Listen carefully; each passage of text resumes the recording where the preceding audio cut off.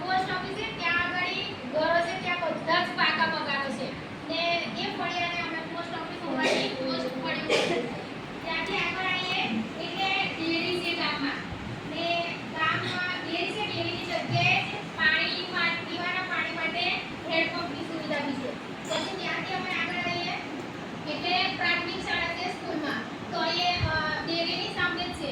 પ્રાથમિક શાળા છે પ્રાથમિક શાળાની પાછળ જ આંગણવાડી બાંધેલી છે એટલે બાળકો માટે સ્કૂલની બી સુવિધા છે અને નાના બાળકો માટે આંગણવાડીની બી સુવિધા છે.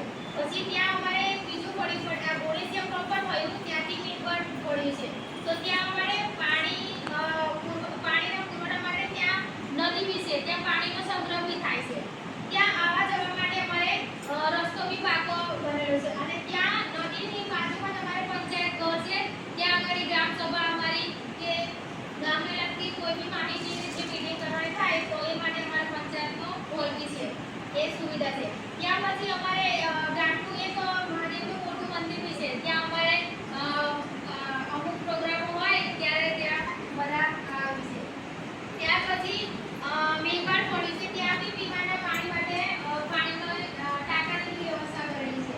ત્યાં બી અમારે આવાસના જે મકાનો બનેલા ત્યાં ફળિયાની બધે જ પાકા મકાનોની સુવિધા છે ને ઘર આંગણે આરસીસી રોડ બી બનાવ્યા છે. એટલે આ ગામમાં અમારે કેટલી સુવિધા છે એનો નકશો બનાવ્યો છે અમે.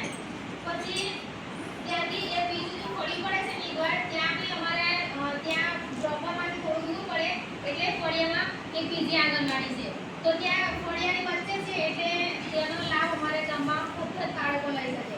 પછી ત્યાં બી પીવાના પાણી માટે પાણીનો ટાંકો તો છે પણ હેન્ડપંપની બી સુવિધા છે.